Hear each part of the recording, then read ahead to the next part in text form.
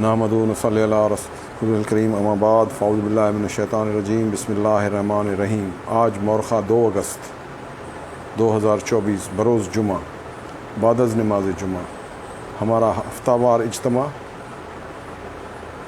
مرکز لاڑکانہ سے براہ راست فیس بک پر اور دیگر ہمارے جو سوشل نیٹ ورکس ہیں ان پر ہم اس میں تحریک کے متعلق گفتگو کرتے ہیں، حالات حاضرہ پر گفتگو کرتے ہیں، ملکی مسائل پر گفتگو کرتے ہیں، اور اسی تناظر میں ہماری گفتگو ہوتی ہے کہ ہم کس طرح سے اپنے مسائل کو حل کر سکیں اور جو چیلنجز ہیں پاکستانی قوم کو اس وقت اس سے کس طرح سے نبرد آزما ہوا جائے۔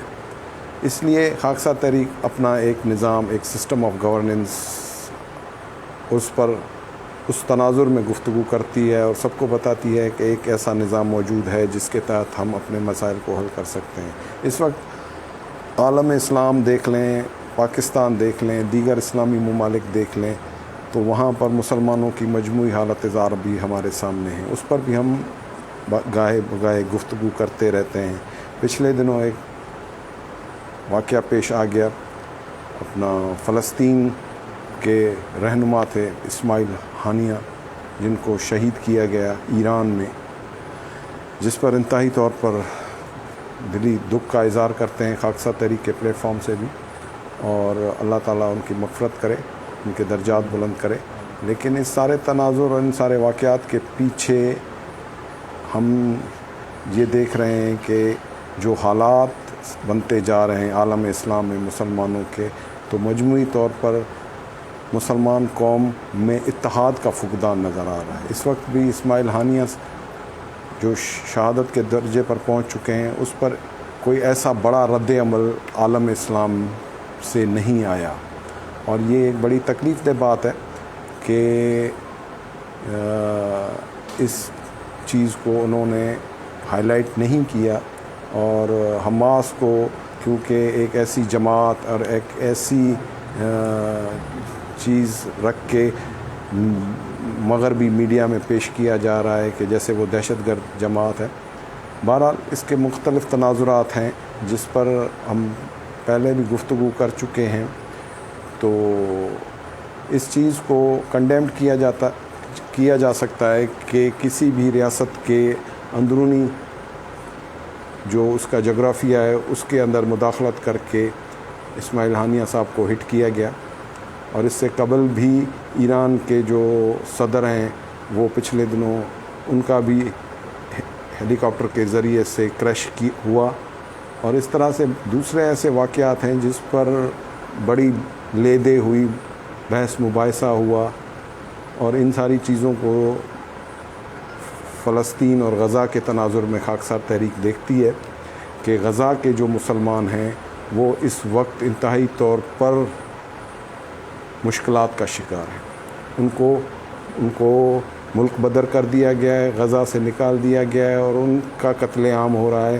40,000 سے زیادہ فلسطینی اب تک 7 اکتوبر کے بعد شہید ہو چکے ہیں، اور ان ساری چیزوں کو دیکھتے ہوئے خاکسار تحریک فلسطینی مسلمانوں کے ساتھ شانہ بشانہ کھڑی ہے، اور اس ساری چیزوں کو دیکھتے ہوئے اس چیز پر خاکسار تحریک اپنا ایک نقطۂ نظر رکھتی ہے، اور اس نقطۂ نظر کو ہم 7 اکتوبر سے قوم کے سامنے لا رہے ہیں کہ کس طرح سے فلسطینیوں کو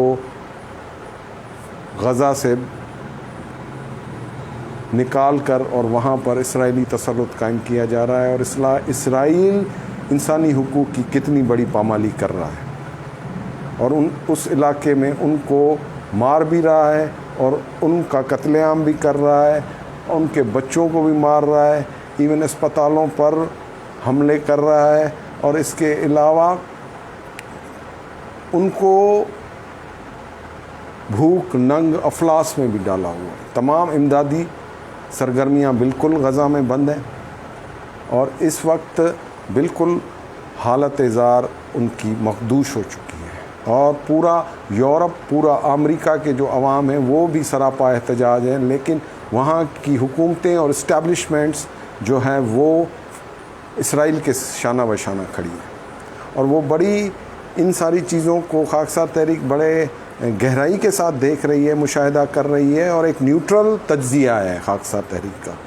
کہ اس کے پیچھے بہت سے عوامل ہیں۔ اس کو اگر مذہبی نقطۂ نظر سے دیکھا جائے تو اس وقت وہ بیت المقدس پر اپنا پورا تسلط چاہتے ہیں، غزہ اور پورے کے پورے فلسطین پر اپنا مکمل اسرائیل اپنا تسلط چاہتا ہے، اور پورے تمام فلسطینیوں کو وہاں سے بے دخل یا ان کی نسل کشی کر کے ان کو ختم کرنا اس کے ٹاپ ایجنڈا میں ہے۔ پچھلے دنوں بھی اسرائیلی وزیر اعظم نے جو کانگریس میں خطاب کیا اس میں برملا لفظوں میں اس چیز کا اظہار کیا کہ یہ جنگ اسرائیل جو جنگ لڑ رہا ہے وہ اصل میں امریکہ کی جنگ ہے، اور اگر اس میں اسرائیل جیتتا ہے تو امریکہ کی جیت ہوگی، اور اگر اسرائیل ہارتا ہے تو امریکہ کی بھی ہار ہوگی۔ ان ساری چیزوں کو دیکھتے ہوئے یہ بات آسانی سے سمجھی جا سکتی ہے کہ امریکن اسٹیبلشمنٹ کانگریس وہ تمام کے تمام اسرائیل کے ساتھ جڑے ہوئے ہیں، ان کے مفادات ان کے ساتھ جڑے ہوئے ہیں۔ باقی وہاں کی عوام سراپا احتجاج ہے، لیکن اس عوام کی بھی نہیں سنی جا رہی۔ ان کے یونیورسٹیز میں، ان کے کالجز میں احتجاج ہو رہے ہیں کہ فلسطین کے ساتھ یہ ظلم بند کیا جائے۔ ان کے جو دیگر فورمز ہیں اس پر بھی یہ بات چیت ہو رہی ہے، لیکن یہ بات چیت بے سود ہے، کیونکہ اس وقت جو حالت ہے وہ یہ ہے کہ اسرائیل پوری طرح اپنا تسلط چاہتا ہے، اور وہ خطے میں اپنی حاکمیت بٹھانا چاہتا ہے، اور اس تمام سینیریو میں عالم اسلام بالکل خاموش ہے، پورا مشرق وسطیٰ خاموش ہے، اور جتنے بھی طاقتور ملک ہیں، پاکستان ہو گیا، اپنا ملیشیا ہو گیا، انڈونیشیا ہو گیا، ترکی ہو گیا، سعودی عرب ہو گیا، یہ تمام ممالک صرف لفاظی کر رہے ہیں۔ ان کی کنڈیمیشن جو ہے، جو ان کا احتجاج ہے وہ صرف لفاظی ہے، اس کے لیے کوئی سی بھی فورم پر کوئی مؤثر اقدامات نہیں اٹھائے جا رہے کہ ان فلسطینی مسلمانوں کو جن کا قتل عام ہو رہا ہے ان کا قتل عام روکا جائے، ان کی امداد کو، ان کی تکلیفوں کو ختم کیا جائے۔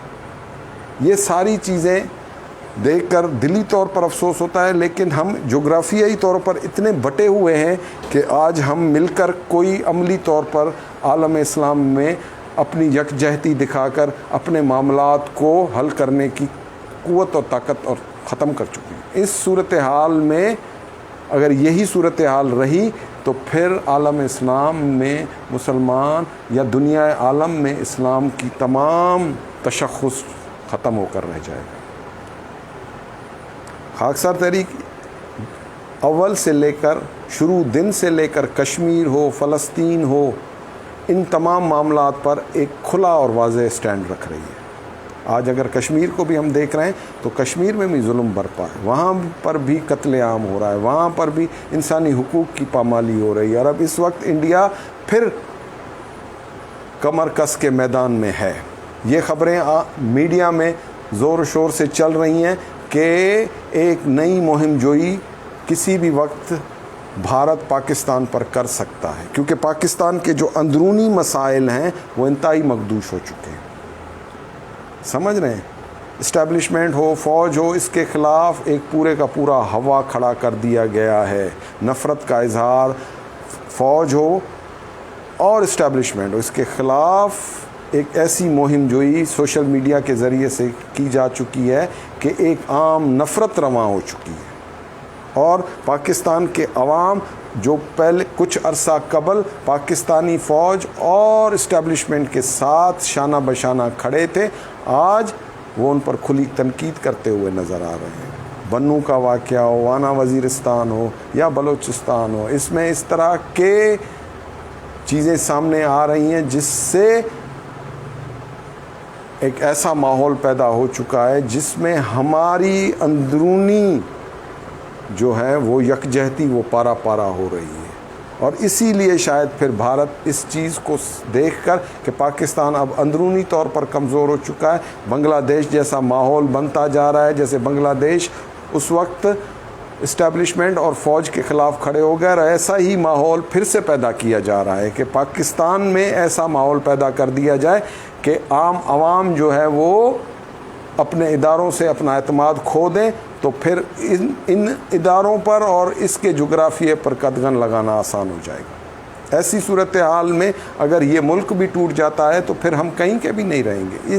ان حالات کو اگر دیکھیں اور اس کا موازنہ دیگر ایسے ممالک سے کریں جہاں پر اس طرح کی چیزیں سامنے آ رہی ہیں، اور وہاں پر جو خانہ جنگیاں چل رہی ہیں، ان خانہ جنگیوں کے نتیجے میں جو تباہی ہو رہی ہے، اس کی وجہ سے وہ ممالک تباہ ہو چکے ہیں۔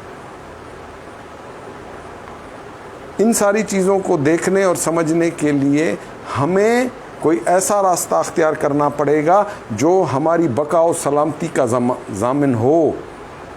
فوج ہو، اسٹیبلشمنٹ ہو، پبلک عوام ہو، ان کے اندر جتنی خلیج ہوتی جا رہی ہے، جو ان کے اندر دراڑیں پڑتی جا رہی ہیں، اگر ان دراڑوں کو پورا ختم نہ کیا گیا، اس کو کم نہ کیا گیا، تو پھر ملک کی سالمیت جو ہے وہ داؤ پر لگ بھی چکی ہے، اور ایسی صورتحال پیدا ہوتی جا رہی ہے کہ کہیں یہ ملک پھر سن 70-71 کی طرح ٹوٹ پھوٹ کا شکار نہ ہو جائے۔ اور اگر یہ ٹوٹ پھوٹ کا شکار ہوتا ہے تو پھر یہ سن 70-71 سے زیادہ بڑی تباہی ہوگی، اور ہم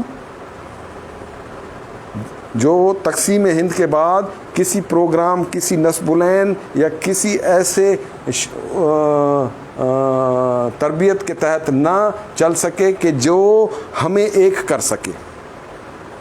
ہم مختلف صوبے میں رہنے والی مختلف کلچر اور مختلف ماحول سے تعلق رکھنے والی قومیں تھیں، ہمیں کوئی اس طرح کا ایک ایسا پلیٹ فارم نہ دیا گیا جس پر ہم ایک ہو سکیں، ہمارے اندر یکجہتی پیدا ہو سکے، اتحاد پیدا ہو سکے، اخوت پیدا ہو سکے، بھائی چارہ پیدا ہو سکے۔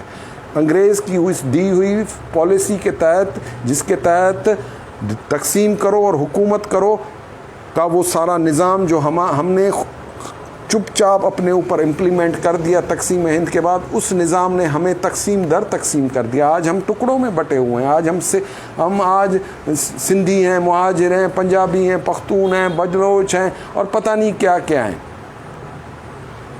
اور ہمارے درمیان ایک دوسرے میں حقوق کی ایسی جنگ چل رہی ہے کہ ہم ایک دوسرے کے اوپر اعتماد بھی نہیں کر رہے ہیں، اور یہ ایک ایسا ماحول چل پڑا ہے جو ہماری ڈس انٹیگریشن کی طرف ہمیں لے کر جا رہا ہے۔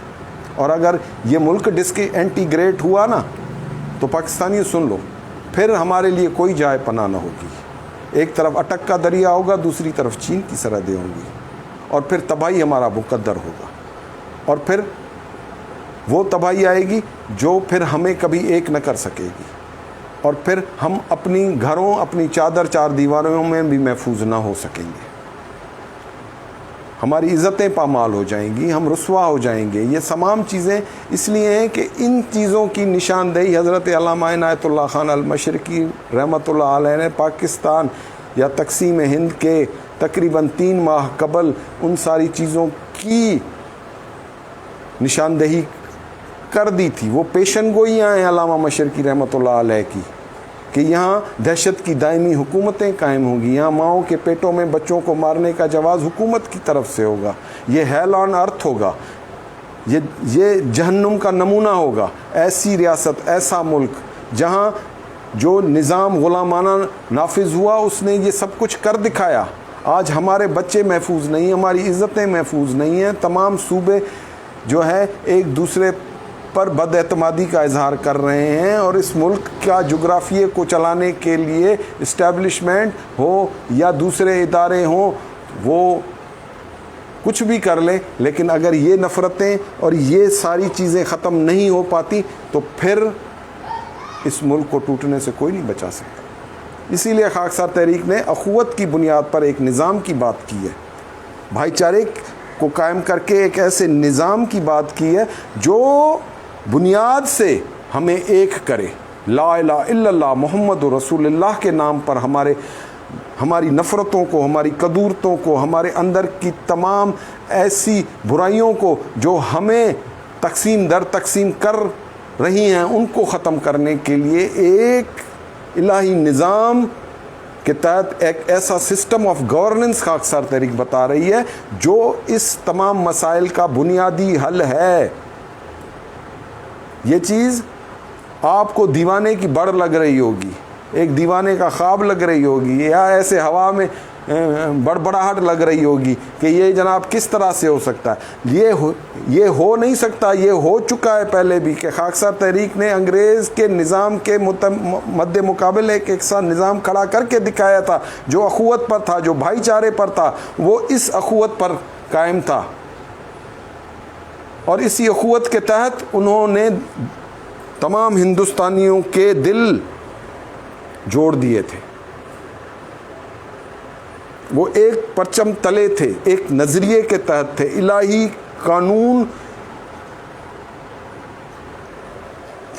قانون کے پیچھے چل رہے تھے. ان ساری چیزوں کو پروو کر کے دکھایا ہے خاکسار تحریک نے. خاکسار تحریک کو اسی لیے دیوار کے ساتھ لگایا گیا. آج بھی خاکسار تحریک کی آواز کو پبلکلی پھیلانے میں کوئی آگے نہیں آ رہا, لیکن اصل چیز یہ ہے کہ یہ حق اور سچ کی آواز تھی ہے. مرکز اعلیٰ خاکسار تحریک اچھرا لاہور, جہاں پر خاکسار تحریک کا مرکز ہے, اس مرکز سے وہ آواز, وہ پروگرام, وہ نصب العین, وہ دین کے غلبے کا نظریہ, وہ عملی پروگرام آج سے 100 سال قبل نکلا تھا. آج بھی میں خون مشرقی ہوں, علامہ مشرقی کا پوتا آپ سے مخاطب ہوں, اور اس وقت کے تحریک کی قیادت میرے کندھوں پر ہے. میں ایک ذمہ داری کو لے کر چل رہا ہوں, اور اس ذمہ داری کے ساتھ آپ کے ساتھ بول رہا ہوں کہ خاکسار تحریک نہ کوئی فرقہ ہے, نہ کوئی پارٹی ہے. خاکسار تحریک نہ کوئی فرقہ ہے, نہ کوئی پارٹی ہے. یہ آج سے 1400 سال قبل نبوی اسلام کو دنیا میں غالب کرنے کی ایک منظم اور متحرک تحریک ہے. اس کا نظریہ دین اسلام کا غلبہ تھا. یہاں ہندوستان میں رہنے والے یا پاکستان میں رہنے والے عوام کے حقوق کی صحیح علم بردار ہے. ہمیں اقتدار کی بھوک نہ تقسیم ہند سے پہلے تھی, نہ تقسیم ہند کے بعد تھی. ہم نے جو بھی بات کی دھڑلے سے کی, سچائی کے ساتھ کی, ایمانداری کے ساتھ کی, نیک نیتی کے ساتھ تھی, عوام الناس کی, جمہور کے بہبود کے لیے تھی. ہم نے کسی طرح بھی اس تحریک کو سیاسی طور پر استعمال نہیں کیا اقتدار حاصل کرنے کے لیے. ہم خدمت خلق پر یقین رکھنے والی جماعت تھے. ہمارا نصب العین دین اسلام کا غلبہ تھا. رسول خدا کی تمام تحرک کو, ان کی تمام جد و جہد کو سامنے رکھ کے ایک نظام کو وضع کر کے, وہ نظام جو ریاست مدینہ میں قائم تھا, اس مفکر عالم نے حضرت نے پیش کیا تھا, جس کو ہم حضرت علامہ عنایت اللہ خان المشرقی کے نام سے پہچانتے ہیں. دنیا جانے نہ جانے, لیکن یہ ایک مسلمہ حقیقت ہے کہ انہوں نے جو نصب العین دیا اس کے پیچھے ان کا کوئی ذاتی ایجنڈا نہیں تھا, کوئی سیاسی ایجنڈا نہیں تھا. خاکسار تحریک not design for the political struggle, it is design for the غلبہ اسلام. اور یہ سارا پروگرام اسی لیے ہی تھا کہ اس نبوی اسلام کو جو ہر فرقے سے آری تھا, جس کو رسول خدا نے اپنے ہاتھوں سے پروان چڑھایا تھا, اس پروگرام کو پھر سے نافذ العمل کر دیا جائے. اسی لیے خاکسار تحریک آج بھی اسی پروگرام کو لے کر کہہ رہی ہے کہ خاکسار تحریک نہ فرقہ ہے, نہ پارٹی ہے, بلکہ یہ ایک نظام ہے, اللہ کے دین کو غالب کرنے کا نظام ہے. اور یہ تمام فرقہ واریت سے آ رہی ہے, تمام دنیاوی مفادات سے آ رہی ہے. اور اسی تناظر میں عالم اسلام کو بھی خاکسار تحریک دیکھتی ہے. عالم اسلام کے تمام مسائل کو بھی خاکسار تحریک اسی طرح دیکھتی ہے, اس کو اسی طرح سے ایڈریس کر کے آپ کے سامنے ایک نیوٹرل جو ہے وہ مشاہدہ رکھتی ہے کہ آپ فیصلہ کریں کہ آج ہم مسلمان کہاں کھڑے ہیں. اور اگر ہم اسی طرح سے ٹوٹتے رہے, بکھرتے رہے, تباہ و برباد ہوتے رہے فرقہ واریت کے نام پر, سیاست کے نام پر, تو پھر ہمارا انجام کیا ہوگا. اس سارے پروگرام کو خاکسار تحریک اپنے پلیٹ فارم سے پیش کر رہی ہے. ہمیں کسی کے ووٹ کی لالچ نہیں ہے. ہمیں کسی الیکشن کا حصہ بن کر اس ڈرٹی پولیٹکس میں آ کر اپنے اقتدار کو حاصل نہیں کرنا. ہم اس ڈرٹی پولیٹکس کا حصہ نہیں ہیں.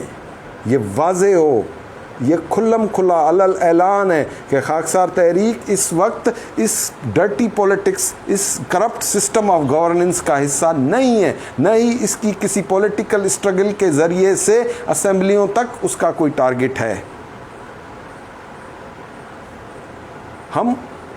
ہمارا ٹارگٹ وہ گلی ہے، وہ محلہ ہے، وہاں پر رہنے والے عوام ہے، جمہور ہے، جو مسائل میں گھری ہوئی ہے. وہاں جہاں بھوک ہے، جہاں ننگ ہے، جہاں افلاس ہے، جہاں تنگ دستی ہے، جہاں بیماری ہے، جہاں لوگوں کا قتل عام ہے، جہاں دہشت گردی ہے.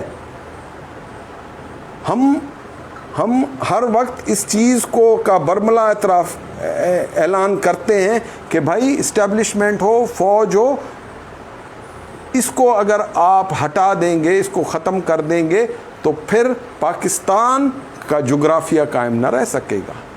یہ آخری ادارہ ہے جس پر آپ کی سیاست بھی چل رہی ہے، آپ کے احتجاج بھی چل رہے ہیں، آپ کی تمام ہر چیز اس پر قائم ہے. یہ پولیٹیکل پارٹیاں آپ کو کوئی تحفظ نہیں دے سکتی. ان کے پاس کوئی ایسا ایجنڈا نہیں ہے کہ وہ آپ کو مسلح کر کے، آپ کو ٹرینڈ کر کے، آپ کو اپنی چادر اور چار دیواری کا تحفظ بھی سکھا سکے. وہ صرف آپ کو تقسیم کر رہی ہیں، آپ کو بکھیر رہی ہیں، سیاست کے نام پر اپنی جماعت کی پولیٹکس کر رہی ہیں. اور ان ساری چیزوں کو سامنے رکھتے ہوئے خاکسار تحریک صرف یہ کہتی ہے کہ خدا را اپنے ایجنڈے میں پاکستان کی سالمیت کو سب سے اونچا درجہ دو.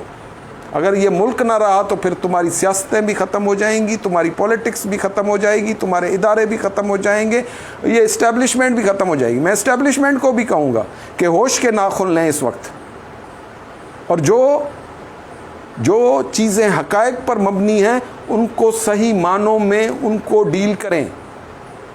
اگر کوئی ایسی چیزیں ہیں جس پر لوگوں کو نقطہ اعتراض ہے تو اس نقطہ اعتراض کو کم کرنے کی جتنی کوشش کر سکتی ہے اسٹیبلشمنٹ کرے. زور زبردستی سے یہ چیز آگے نکل چکی ہے. ایسا نہ ہو کہ پھر بنگلہ دیش والا ماحول بن جائے. وہی نفرتیں آج اسی طرح سے بھارتی ایجنسیاں ہوں، دوسری بین الاقوامی ایجنسیاں ہوں، وہ اس وقت اس چیز کے در پہ ہیں کہ پاکستان کو بکھیر دیا جائے، پاکستان کو توڑ دیا جائے اور اس کی وجودیت کو ختم کر دیا جائے.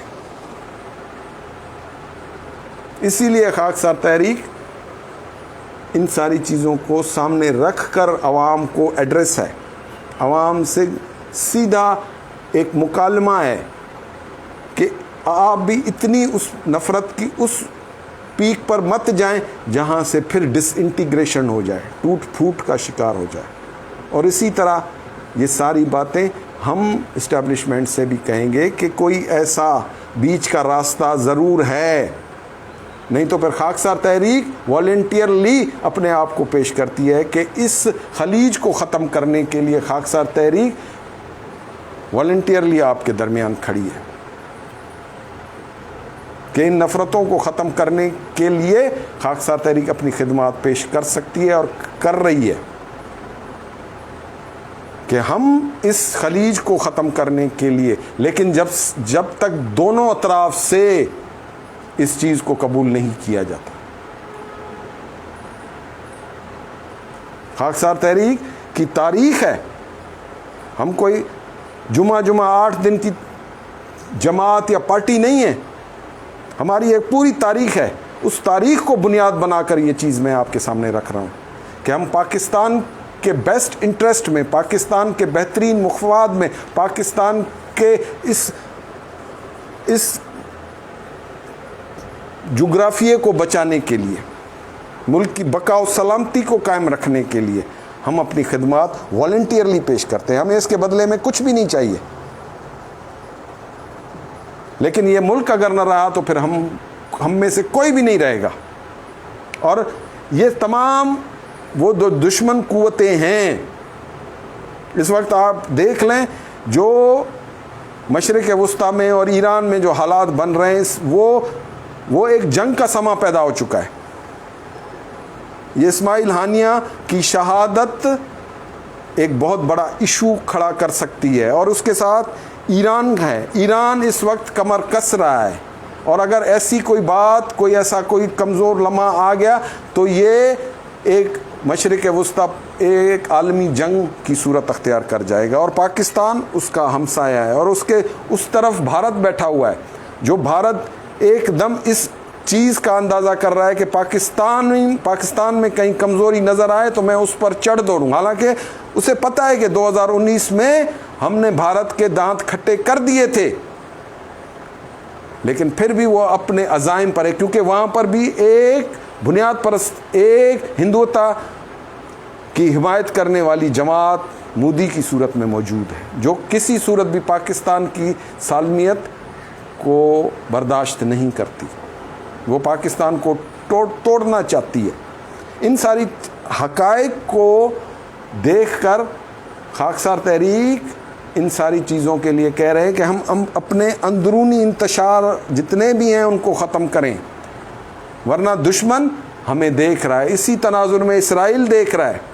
اسرائیل سے یہ بازگشت بھی آ رہی ہے کہ پاکستان ایران کو ایٹمی ہتھیار مہیا کر سکتا ہے, یا اس طرح کی دوسری چیزیں بھی سامنے آ رہی ہیں. ان ساری چیزوں کو دیکھتے ہوئے خاکسار تحریک یہ کہتی ہے کہ بھائی سب سے پہلے اپنے اندرونی انتشارات کو, اندرونی مسائل کو, ابھی معیشت پر تو میں نے بات ہی نہیں کی کہ معیشت کس نہج پر پہنچ چکی ہے,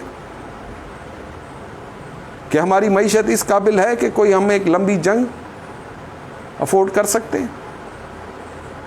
ہمارے جتنے بھی پروجیکٹس تھے جس کو ہم کہہ رہے تھے کہ پاکستان کو معاشی طور پر کھڑا کر دیں گے, سی پیک کی ہم مثال پیش کرتے تھے. سی پیک کو تو فیل کرنے کے لیے یہی قوتیں پیش ہیں. وہ نہیں چاہتی کہ سی پیک یا اس سے اس کی پاکستان کی ترقی سے وابستہ جتنے پروجیکٹ ہیں وہ صحیح طور پر پروان چڑھ کر اپنا کام شروع کر دیں. ساری قوم اس وقت آئی ایم ایف کی شکنجے میں آ چکی ہے. ہمارا یہ والا جو بجٹ ابھی پیش کیا گیا فلی طور پر آئی ایم ایف کے ڈکٹیشن پر تھا, اور اس ڈکٹیشن پر ہم نے بے انتہا ٹیکسز 24 کروڑ عوام پر ڈال دیے. اور بجلی کا بحران ہمارے لیے سب سے بڑا مسئلہ اس وقت بن چکا ہے کہ ایک عام آدمی بجلی کا بل ادا کرنے کے قابل نہیں رہا. اس کی تنخواہ اتنی نہیں ہے کہ وہ بجلی کے 200 سے 300 یونٹ کے درمیان جو ایک نارمل یوزیج ہے اس پاکستان میں, جہاں پر درجہ حرارت 47 سے 50 سے 55 ڈگری سینٹی گریڈ تک رہتا ہے تقریباً 7 سے 8 ماہ. ایسی گرمی میں ایک عام گھر کی کنزپشن بھی 250 سے 300 یونٹ ہے, اور اس 300 یونٹ کا جو بل ہے وہ 25,000 سے کم نہیں ہے. اور جو آدمی 30,000 روپے 35,000 روپے تنخواہ اٹھا رہا ہے وہ اپنا سب کا سب اٹھا کر اگر اس تنخواہ سے اٹھا کر دے دے تو وہ آگے سارا مہینہ گھر کیسے چلائے گا, اور اس تنخواہ پر بھی 17 سے 18% ٹیکس ہے. اب ایسی صورتحال میں کس طرح سے ہم معاشی طور پر اپنے آپ کو نکال سکتے ہیں؟ آئی ایم ایف نے پوری کی پوری گرفت کر لی ہے. ہم ایٹمی قوت تو ہیں لیکن ہم کوئی جنگ لڑنے کے قابل نہیں ہیں. یہ ایک حقیقت آپ کو میں بتا رہا ہوں کہ ہم کوئی افینسو وار نہیں لڑ سکتے. ہم ڈیفینسو وار بھی اگر لڑیں, کوئی ہم پر جاریت کر کے چڑھ بھی آئے تو ہم کتنے دن سسٹینڈ کر سکتے ہیں یہ ہماری اسٹیبلشمنٹ جانتی ہوگی, ہمارے وزارت خزانہ جانتی ہوگی, یا ہمارے جتنے بھی ایسے جو ڈیفینس پوائنٹ آف ویو سے ہمارے جو نقاد بیٹھے ہیں, یا جو ہمارے کرٹکس بیٹھے ہیں, جو لکھاری کالم نویس بیٹھے ہیں, جو اینکرز بیٹھے ہوئے ہیں, وہ جانتے ہوں گے. لیکن خاکسار تحریک ان ساری چیزوں کو ایڈریس کر رہی ہے, سمجھ رہی ہے پاکستان کہ اندرونی حالات, بین الاقوامی حالات اور اس میں کوئی بھی حکومت آئے گی وہ اسی طرح کا بجٹ دے گی. یہ آپ نہ سمجھیں کہ یہ حکومت اس طرح کا بجٹ دے رہی ہے. کھایا سب نے, یہ نہیں ہے کہ کھایا کسی بھی نے بھی نہیں ہے. اگر نہ کھایا ہوتا تو آج ہماری حالت زار نہ ہوتی.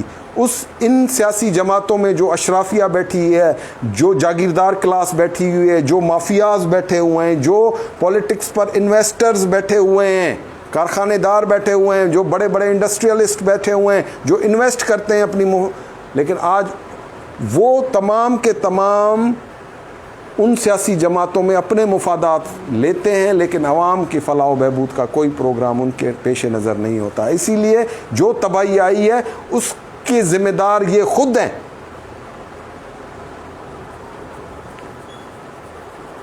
اور جو اخلاقی طور پر پہلے دن سے ہم نے کسی بھی چیز پر قوم کی تربیت نہیں کی, تو ساری کی ساری کرپشن سرایت کر چکی ہے معاشرے کے اندر.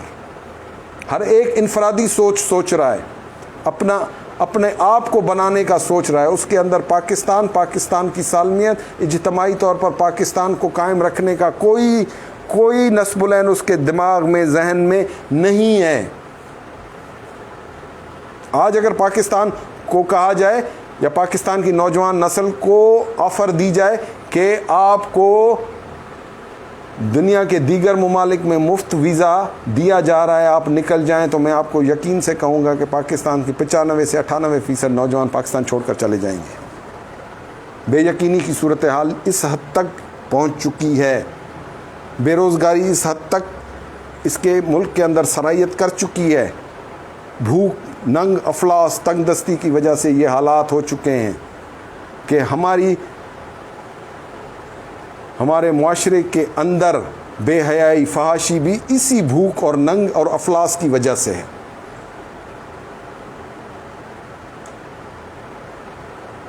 کہ 2 وقت کا پیٹ پالنا مشکل ہو چکا ہے. تو یہ جو معاشی حالات بن رہے ہیں, اس میں کس طرح سے ہم اپنی حفاظت کر سکیں گے, اپنی روایات کی حفاظت کر سکیں گے, اپنی معاشرت کی, اپنے سماجی اقدار کی حفاظت کر سکیں گے, ہم اپنے اسلامی آئیڈیالوجی کو قائم کر سکیں گے.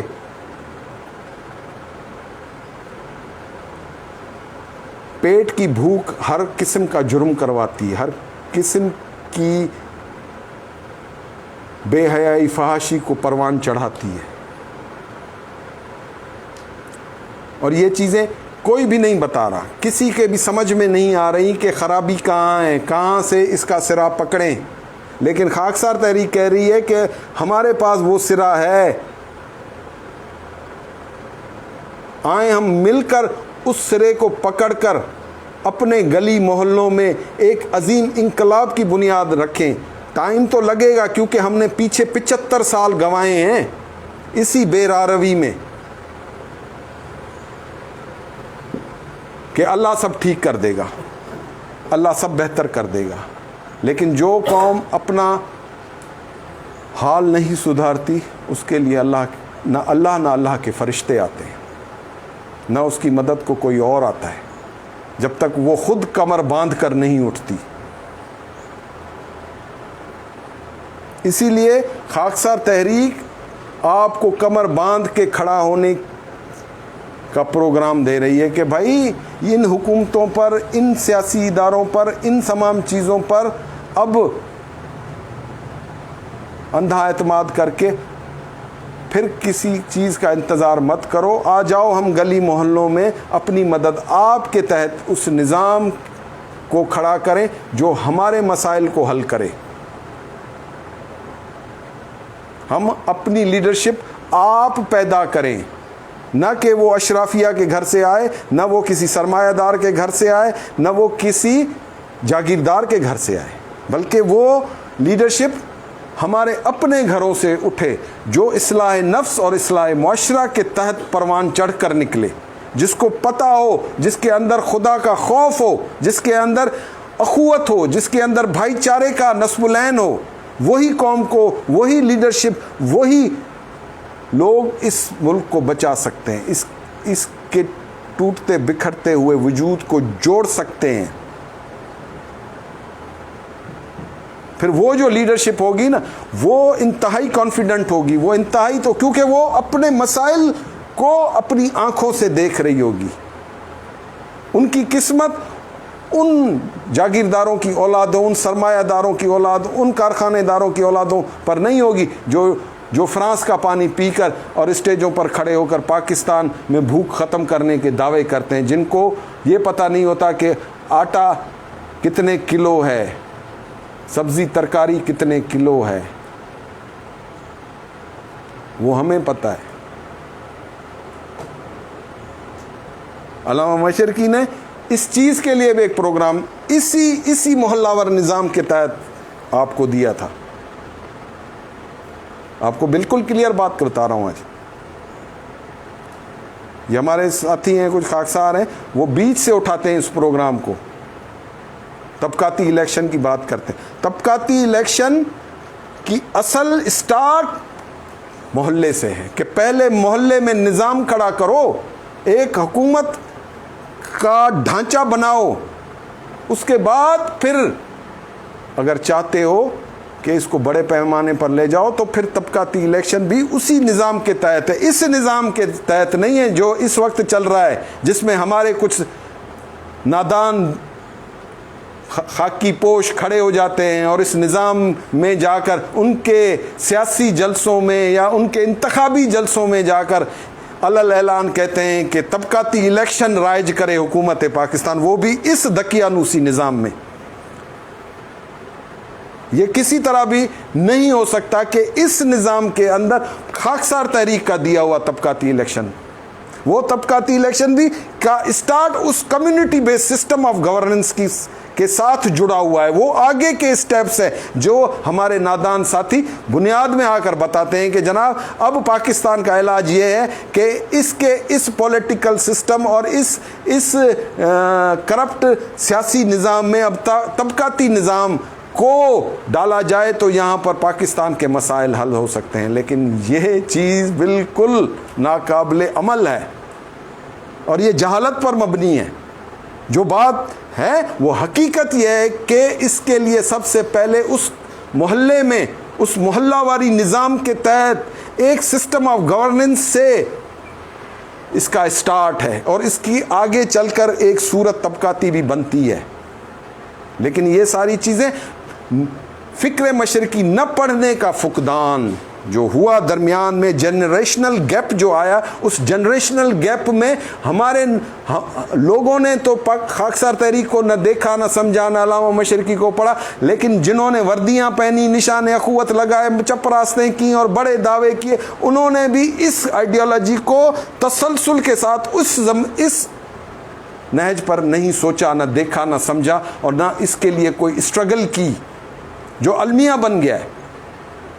حقیقی طور پر جو المیہ بن گیا خاکسار تحریک کا, کہ خاکسار تحریک کو اس کی اصل صورت دی ہی نہیں گئی, ایک علامتی صورت ہے. اس علامتی صورت کے اندر آج ہم جہاں کھڑے ہیں تو مجھے بھی بہت مشکل ہو رہی ہے کہ میں کہاں سے لوگوں کو خاکسار تحریک کا اسٹارٹ بتاؤں.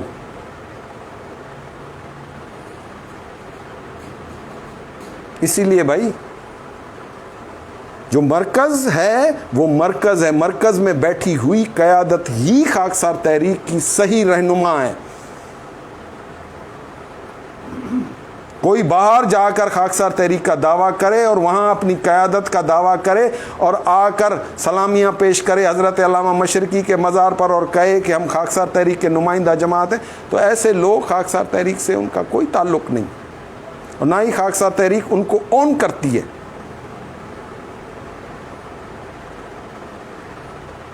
پتہ نہیں کتنے لوگ روزانہ خاکسار تحریک کے مرکز آتے ہیں, مزار مشرقی پر آتے ہیں, وہاں تو دروازے کھلے ہوئے ہیں, لیکن اس کا یہ مطلب نہیں ہے کہ کوئی آئے اور اس چیز کو اون کرے. جو اون کر رہا ہے وہ مرکز خود اپنے آپ کو خود اون کر رہا ہے, اور وہاں پر بیٹھی ہوئی جو قیادت ہے جو ان اصولوں پر کاربند ہے وہی اس نظریے کی امین بھی ہے. اس نظریے کو صحیح انٹرپریٹ کر رہی ہے. میری اس گفتگو کو سن کر یہ سارے پھر وہی زبان بولنا شروع کر دیتے ہیں. کہنے کا بنیادی مقصد ہے میں کسی کو روک نہیں رہا,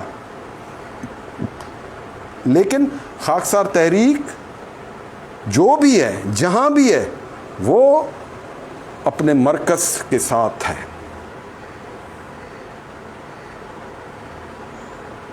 میں نے 2010 سے لے کر آج 2024 چل رہا ہے, اسی چیز پر میں نے دن رات اس کی آئیڈیالوجی پر کام کیا ہے. اینڈ آئی نو دیٹ کہ جس طرح سے قوم کا مزاج ہے اس وقت, جو 75 سالوں میں قوم کا مزاج بن چکا ہے, اس کے مزاج کے مطابق اس کو کس طرح سے چلایا جائے. ہمارا ٹارگٹ, ہم اپنے ٹارگٹ سے ڈی ٹریک نہیں ہیں, نہ اپنے بنیادی اصولی موقف سے دستبردار ہوئے ہیں, بلکہ میں اسی اصولی موقف پر واپس خاکسار تحریک کو لے کر آیا ہوں. جو ہم ڈی ٹریک ہو چکے تھے, ہم اس گندی پولیٹکس کا حصہ بن چکے تھے, اس ڈرٹی پولیٹکس میں گھس کر ہم بھی اس بلدیاتی نظام, اپنے محلہ وار نظام کو چھوڑ کر اس بلدیاتی نظام میں گھسنے کی غلط کوششیں کر کے ہم جا کر اس بلدیاتی انتخابات میں بھی جا کر گھسے, جس میں ہمیں شکست فاش ہوئی, ہم نے منہ کی کھائی. اسی لیے خاکسار تحریک کو واپس میں اس کا ٹریک دینے کی میری کوشش ہے, لیکن میری سب سے بڑی مخالف ہی وہی لوگ ہیں جو اس وقت خاکسار تحریک کو ڈی ٹریک کر کے لے گئے اس طرف, اس گندی پولیٹکس کی طرف, اس ڈرٹی پولیٹکس کی طرف. تو جو نوجوان ان کے اندر کام کر رہے ہیں وہ بھی ان کی غلط رہنمائی میں ڈی ٹریک ہو چکے ہیں. میں بالکل برملا کہوں گا, میرا ان نوجوانوں سے بھی خطاب ہے کہ آپ اپنی صلاحیتوں کو, اپنی قوت کو, اپنی طاقت کو اس طرح سے ڈی ٹریک نہیں ہونے دیں.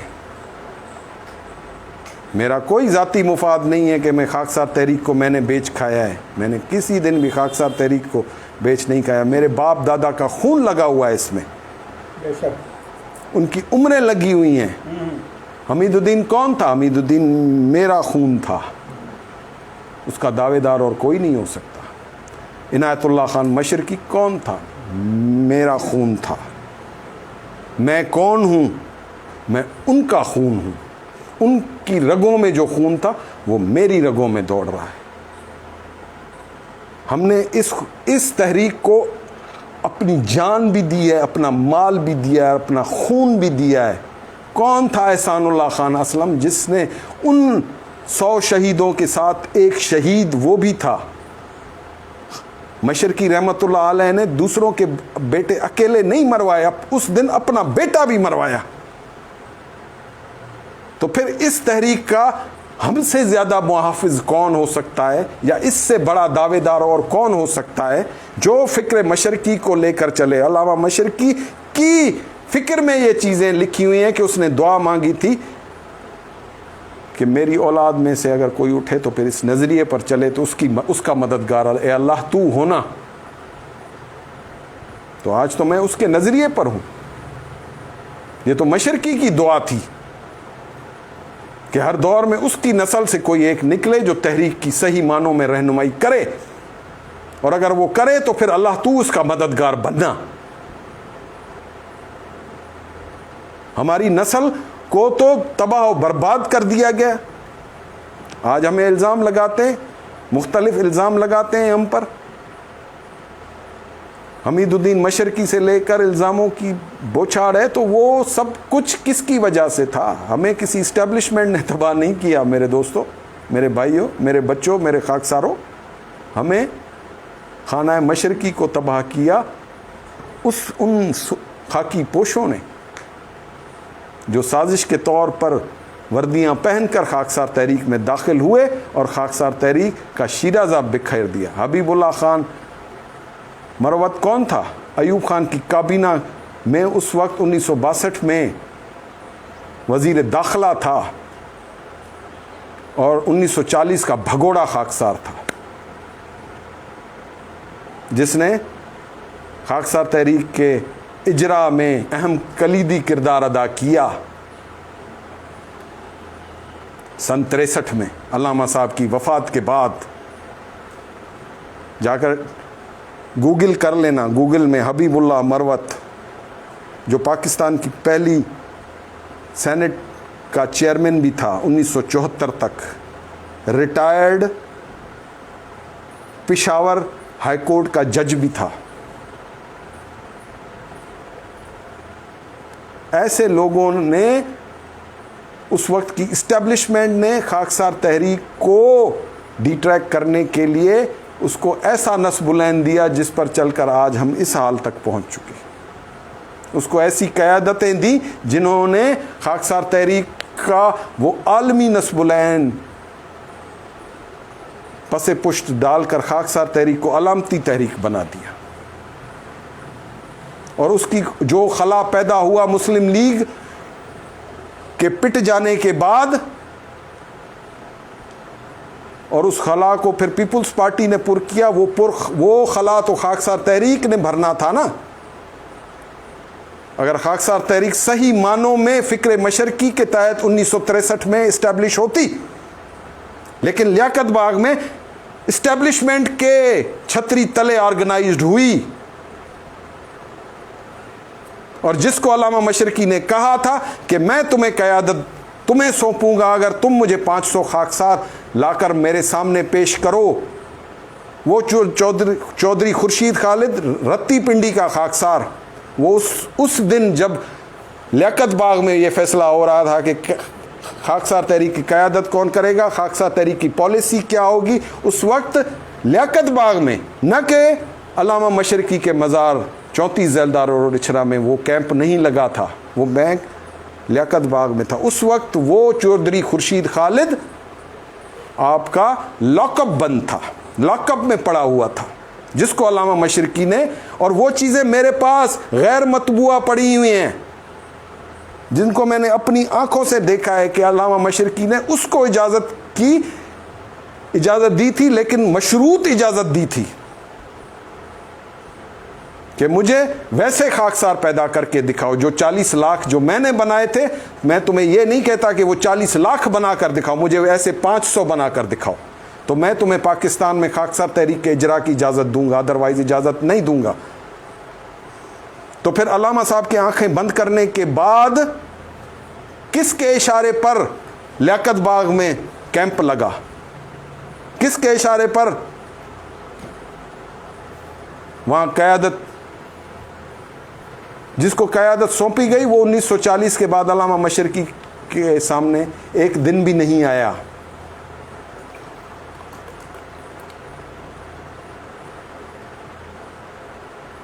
وہ آپ کی قیادت، اور جو دوسرا گروپ بنا اس کی کہانی کسی اور دن بتاؤں گا۔ تو یہ تھا خاکسار تحریک کو دیوار سے لگانے، خاکسار تحریک کو اس کے نظریے سے ہٹانے، اور خاکسار تحریک کو صرف علامتی خاکسار تحریک بنا کر روڈ رستوں پر یہ جو تم کرتے پھر رہے ہو نا، اس کو جو میں کہتا ہوں نا کہ یہ تم کیا کر رہے ہو خاکسارو، تمہارا نصب العین صرف یہ چپراستیں کرنا نہیں تھا، تمہارا نصب العین اس دین اسلام کے غلبہ تھا جو هو الذی ارسل رسولہ بالہدی ودین الحق کے نظریے سے تھا، کہ تمہیں تمہارے ہاتھوں سے اس دین کو پھر سے پروان چڑھنا تھا، اس دین کو پھر سے غالب ہونا تھا۔ آج تم کہاں لگے پھرتے ہو، مہنگائی کے خلاف کھڑے رہتے ہو، اپنی ان نام نہاد قیادتوں کے پیچھے اپنا وقت، اپنا ٹائم اپنا ضائع کرتے ہو۔ تمہیں تو ہر وقت اپنے گلی محلے میں ہونا چاہیے، وہاں سے اس انقلاب کو لے کر چلنا تمہارے نصب العین میں شامل ہے، اس محلہ وار نظام میں اس پورے سسٹم آف گورننس کو لے کر چلنا۔ تم آؤ میں تمہیں دکھاؤں کہ 34 سے لے کر 39 تک، جب تک خاکسار تحریک پر بین نہ لگا، 19 مارچ تک جتنی بھی الاصلاحیں میرے پاس اس 34 زیلدہ روڈ اچھرا میں جو کہ ایک بہت بڑا اثاثہ ہے. کسی بھی کے پاس بھی اتنا بڑا خاکسار تحریک کا اثاثہ موجود نہیں ہے جو اس مرکز میں محفوظ ہے. اس میں تمام الاصلاحوں کے ان اوراق میں کہیں پر بھی یہ احتجاجی خاکسار تحریک نظر نہیں آتی جو آپ کو یہ لیے پھرتے ہیں. کبھی کسی کا پتلا جلاتے ہیں, کبھی بھوک ہڑتالی کیمپ لگواتے ہیں, کبھی آپ کو بتاتے ہیں کہ آؤ مہنگائی کے خلاف, آؤ دہشت گرد. یہ سارا طرز عمل انگریز نے ہندوستانیوں کے سارے پوٹینشل کو اور ان کی تمام قوت کو, ان کی تمام غم و غصے کو ختم کرنے کے لیے ایک ایسا ہتھیار دے دیا ہے کہ آؤ بھائی روڈ پر کھڑے ہو کر نعرے لگا کر اپنا سارا بھڑاس نکال کر ٹھنڈے ہو کے گھر چلے جاؤ, اور تمہارے اندر کوئی ایسا انقلابی نظریہ پیدا نہ ہو اور تم کہو کہ جناب ہم تو بڑا احتجاج کر کے آ گئے, اب دیکھیں گے کہ کیا ہوتا ہے. ہماری فوٹویں لگ گئیں, اب ہمارے اخبارات میں تشہیر ہو گئی, اور ان ساری چیزوں کو تم اسی طور پر سمجھتے ہو کہ جناب ہماری تو لیڈری بھی چمک گئی, ہماری خاکساری بھی چل گئی, ہم نے تو زندہ باد اور مرد آباد حکومت کے خلاف نعرے بھی لگا دیے, اور ہم اب ہر چیز سے مبرہ ہیں, ہم نے قوم کو بتا بھی دیا. لیکن یہ کام تمہارا نہیں ہے, کسی طور پر بھی تمہارا نہیں ہے. تمہیں اصلاح نفس اور اصلاح معاشرہ کے تحت اس کمیونٹی میں اس معاشرے کی اصلاح کے لیے بنایا گیا تھا. اس اصلاح کے ذریعے سے ایک انقلاب کی بنیاد رکھی گئی تھی. نیکی, صحیح عمل, تمہارے اندر تمہارے کردار کو درست کرنا اس کا نصب العین تھا, تاکہ تمہارے اندر وہ مجموعی قوت پیدا ہو جو کسی انقلاب کے ذریعے سے ریاست مدینہ کا ڈھانچہ کھڑا کر دے. اور خاکسار تحریک کا یہ محلہ وار نظام, سسٹم آف گورننس, اصل میں ریاست مدینہ کو کھڑا کرنے کا ایک پورا عملی نظام ہے. تم کسی بھی مولوی کے پاس چلے جاؤ, وہ تمہیں ریاست مدینہ کے فوائد بتائے گا, ریاست مدینہ کا تصور سمجھائے گا, بتائے گا, لیکن اس کو عملی طور پر میدان عمل میں جد و جہد کے ذریعے سے قائم کرنے کا کوئی طریقہ ان مذہبی سیاسی جماعتوں کے پاس بھی نہیں ہے. نہ کسی مدرسے کے پاس اس کا کوئی سلیبس ہے جو تمہیں پڑھایا جائے کہ کس طرح سے ریاست مدینہ کو کھڑا کیا جا سکتا ہے. تمہیں درس نظامی پڑھایا جاتا ہے 8 سال 10 سال 12 سال 14 سال, لیکن اس میں یہ نہیں بتایا جاتا کہ اس نظام کو صحیح معنوں میں کھڑا کرنے کے لیے عملی طور پر کیا جد و جہد ہونی چاہیے.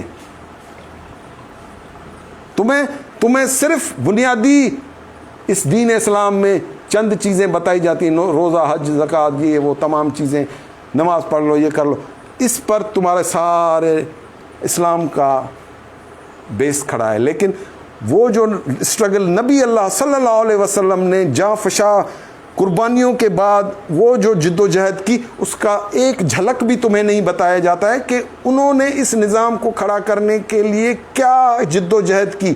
وہ کوئی حجرہ بند نبی نہیں تھا, اس کے کریڈٹ میں 80-82 غزوات ہے. علامہ مشرقی رحمۃ اللہ علیہ نے تکملہ میں رسول اللہ صلی اللہ علیہ وسلم کی مجاہدانہ زندگی کو سامنے رکھا ہے, دین اسلام کے غلبے کو سامنے رکھا ہے. کیوں میں کہتا ہوں کہ خاکسارو, تم اپنی فکر کو پڑھو, اپنی فکر کو سمجھو, اگر سمجھ نہ آئے تو پھر مجھ سے پوچھو, لیکن ان لوگوں کے پیچھے مت پڑو. یہ مولوی کی طرح تمہیں ڈی ٹریک کر رہا ہے, اسی طرح خاکسار تحریک میں بھی ایسا آنسر ہے جو تمہیں ڈی ٹریک کر رہا ہے. یہ اس وقت کی اس زوالی یافتہ خاکسار تحریک کی پیداوار لوگ ہیں جنہوں نے پھر تمہیں ڈی ٹریک کر دینا ہے, اور تم ڈی ٹریک ہو چکے ہو, اسی لیے اپنے مرکز کے خلاف ہو, مرکز پر انگلیاں اٹھاتے ہو, حالانکہ یہ تمہارے نظام کے بالکل برخلاف ہے. اطاعت امیر کا فلسفہ تم جانتے ہی نہیں, بے چوں چرا اطاعت کا نصب العین فلسفہ تمہارے آگے ایک لفظ کی صورت میں بھی آیا نہیں ہے. قربانی مال کا تصور, تمہارے قربانی مال کے بارے میں تم اس کی الف بے سے واقف نہیں ہو. علامہ مشرقی نے جتنے بھی 1931 سے لے کر 1940 تک جتنے بھی کیمپ لگائے, اس میں کبھی بھی ہندوستان کی سیاست پر بات نہیں کی. انگریز کے خلاف اس نے کوئی احتجاجی بیان جاری نہیں کیا. اپنے ان خطابات میں جو ان کیمپ کے اختتام پر ہوتے تھے اس میں صرف دین اسلام کے غلبے کی بات کی گئی ہے. نہ ہو تو پھر میں خاکسار تحریک کی قیادت سے دستبردار ہو جاؤں گا. تمہیں کبھی بھی یہ چیز نہیں بتائی گئی کہ تم you are involved in this game of dirty politics. تو پھر تم کس طرح سے اس گندی سیاست کا حصہ بن سکتے ہو؟ تمہارے ساتھ جو ہے وہ الف بے بھی نہیں جانتے. ان کی زبانوں میں رٹے پھٹے جملے ہیں جو بار بار کہتے ہیں, جو آج سے 20 سال پہلے کہہ رہے تھے وہ آج 20 سال بعد کہہ رہے ہیں. نہ ان کی بین الاقوامی سیاست پر نظر ہے, نہ انٹرنیشنل پولیٹکس جانتے ہیں, نہ ان کا معیشت پر نظر ہے, نہ ملکی معیشت پر, نہ بین الاقوامی معیشت پر ان کی نظر ہے. وہ تمہاری رہنمائی کس طرح سے کریں گے؟ مرکز اعلیٰ خاکسار تحریک چھڑا لاہور وہ واحد جگہ ہے جہاں پر تمہیں ملکی ہو, بین الاقوامی ہو, معاشی ہو, انٹرنل میٹرز ہوں, انٹرنل افیئرز ہوں, انٹرنیشنل ریلیشنز ہوں, بین الاقوامی حالات حاضرہ ہو, دین اسلام ہو, دین اسلام کا صحیح نقطۂ نظر ہو, سب آپ کو مرکز سے رہنمائی مل سکتی ہے. ادروائز یہ لوگ آپ کی رہنمائی نہیں کر سکتے. میں بھی ایک وقت تک ہوں آپ کے ساتھ, میں نے کوئی قیامت تک کا ٹھیکہ نہیں لیا ہوا, لیکن جو چیز حق ہے میں اس سے دستبردار نہیں ہوں گا. باقی بھلے تم جتنی بھی ٹامک ٹوئیاں لگا لو, اس خاکسار تحریک کے نام پر تم اللہ کے سپاہی بنے رہو, لیکن فکر کہتی ہے کہ اگر تم اس راستے پر ہو تو تم اللہ کے سپاہی نہیں ہو. باقی اپنے منہ میاں میٹھو بنے رہو تو بے شک بنے رہو. اس میں تمہاری مزید کوئی تمہارے بارے میں کچھ بھی نہیں کہہ سکتا, لیکن حقائق یہ کہہ رہے ہیں کہ جو حقیقت ہے وہ یہ ہے کہ جب تک تم صحیح راہ پر نہیں چڑھو گے تم اس منزل کو نہیں پا سکتے جس کے متمنی ہو.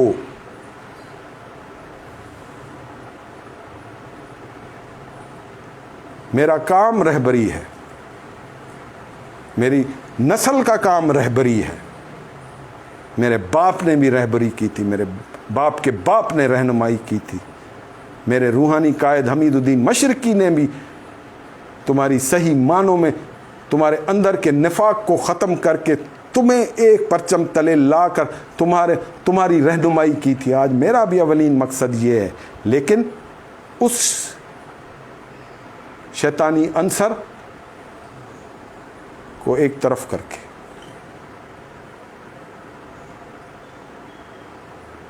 اسی لیے اگر چاہتے ہو کہ اللہ کی خوشنودی ہو, اس قوم کی بقا و سلامتی ہو, جو حالات اس وقت ہیں, میں آپ کو حقیقت کہہ رہا ہوں, یہ خاکساروں کے علاوہ پاکستانیوں کو بھی کہہ رہا ہوں کہ تم اپنی پھر بقا و سلامتی کی فکر کرو. تقسیم ہند کے وقت ہمارا ریکارڈ ہمیں بتا رہا ہے کہ ہماری عزتیں کس طرح سے پامال ہوئی تھیں, کس طرح سے مسلمان عورتوں کو کلکتہ اور بمبئی کے بازاروں میں بٹھا دیا گیا تھا. ان کے پھولے ہوئے پیٹ اس پوری تاریخ کو بیان کرتے ہیں. تو پھر ایسا نہ ہو کہ یہ ملک ٹوٹے اور پھر کوئی ایسی صورتحال بن جائے کہ ہم اپنے عزتوں کو بھی محفوظ نہ کر سکیں.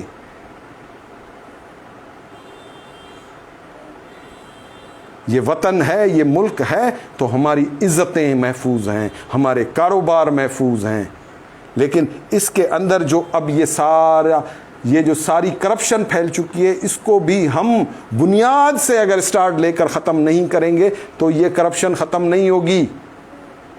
یہ تمام سیاسی لیڈر بھی ہماری گلی محلوں سے ہیں, یہ تمام اسٹیبلشمنٹ بھی ہماری گلی محلوں سے اٹھ کر آ رہی ہے. یہ جو ہم کہتے ہیں کہ جناب یہ آسمانی کوئی آسمانی نہیں ہے, ہماری گلی محلوں کے ماؤں بیٹوں کے ہماری ماؤں کے جنے ہوئے بیٹے ہیں جو ہر قسم کی کرپشن کر رہے ہیں, جو اداروں کو کھوکھلا کر رہے ہیں یا جس اسٹیبلشمنٹ پر ہم انگلیاں اٹھا رہے ہیں وہ بیٹے بھی کوئی آسمان سے اتر کر نہیں آ رہے, وہ بھی اسی گلی محلوں سے آ رہے ہیں. تو ہم انہی گلی محلوں میں اس اصلاح کو شروع کرنا چاہتے ہیں جہاں سے اصلاح شروع ہو جائے اور ہماری اندر کی برائی ختم ہوگی تو ہمارا احتساب خود بخود ہونا شروع ہو جائے گا. یہ کسی اداروں کے تحت احتساب نہیں ہو سکتا. یہ برائی اس طرح کے اداروں کے قائم کرنے سے ختم نہیں ہو سکتی. اس احتساب کا ادارہ آپ کے سامنے ہے. کچھ لو اور کچھ دو کی پالیسی پر کام کر رہا ہے. کرپشن اس کے اندر بھی ہے. وزیر اعظم خود برملا کہہ رہا ہے کہ ایف بی آر میں 1000 ارب روپے کی کرپشن ہے. آپ کا بجٹ 1900 ارب روپے کا ہے, جس میں 1000 کی کرپشن کو اگر کنٹرول کر لیں تو آپ کے اوپر سے یہ بجلی کے بل, یہ گیس کے بل, یہ پیٹرول کی مہنگائی, یہ ڈالر کا چڑھنا سب ختم ہو جائے گا. لیکن یہ سب اسی لیے ہے کہ آپ کے اندر کرپشن ہے, اسی لیے ایف بی آر میں 1000 ارب روپے کی کرپشن ہے. اس طرح دیگر اداروں میں کرپشن ہے, سینکڑوں اربوں روپے کی کرپشن ہے. تو پھر اس کرپشن کو ختم کرنے کے لیے اگر اسٹیبلشمنٹ کو بھی ختم کر دو, فوج کو بھی ختم کر دو, تو پھر ان اداروں کی کرپشن کو اگر تم ختم نہ کر پائے تو یہ ملک کیسے چلے گا بھائی؟ بتاؤ تو صحیح نا. ہاں, ان اداروں میں جو کرپٹ لوگ ہیں, اگر تمہارے اندر ایک نظام ہوگا تو تم ان کو پکڑ کر ان کو جائز جو ان کا جرم ہے ان کی سزا دے کر, ان کو ہٹا کر, ان کو سزائیں دے کر اپنے آپ کو اس کرپشن سے بچا سکتے ہو. لیکن اس طرح سے نہیں ہوگا. ایک استاد بھی اسکول میں بیٹھ کر اپنی ڈیوٹی نہیں دے رہا. ایک ٹیچر, سمجھ رہے ہیں, ایک کلرک, ٹھیک ہے, ایک پولیس آفیسر, یہ تمام ادارے ہیں جہاں پر کوئی بھی اپنی ڈیوٹی سر انجام نہیں دے رہا, تو پھر اس کا الزام کسی ایک پر ڈال دینا یہ بات درست نہیں ہے. ان ساری چیزوں کو خاکسار تحریک ایڈریس کر کے آپ کی اصلاح کرنا چاہتی ہے. آپ کے اندر وہ اس پروگرام کو جاری کرنا چاہتی ہے, اس خوف خدا کو زندہ کرنا چاہتی ہے. وہ خوف خدا پیدا ہوا تو بدر اور حنین میں تمہاری تعداد نہ ہونے کے برابر تھی اور تم فتح یاب ہوئے, کیونکہ اللہ کی خوشنودی تمہارے ساتھ تھی, تمہارے ایمان سلامت تھے, تمہارے اندر تمہاری رگ و ریشے میں نیکی سچائی کوٹ کوٹ کر بھر دی گئی تھی, حق و انصاف تمہارے دائیں بائیں کھڑے تھے, اسی لیے اللہ نے تمہیں فتح یاب کیا. آج بھی وہ جذبہ پیدا کر لو تو وہ ماحول پیدا ہونے میں دیر نہیں لگے گی. وآخر دعوانا الحمدللہ رب العالمین. فنش.